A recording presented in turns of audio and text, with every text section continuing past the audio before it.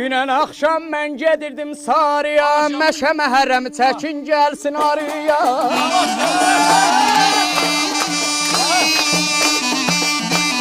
Ya deyləxsin bəydə dəxsi var olan, bəyəllər gözləri zaydın olan, öyrəxsə bəy toy mübarək olan.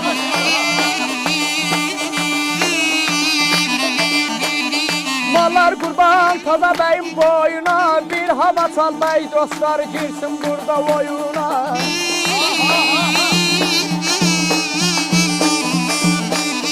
Kablayda alif eylədi anamın,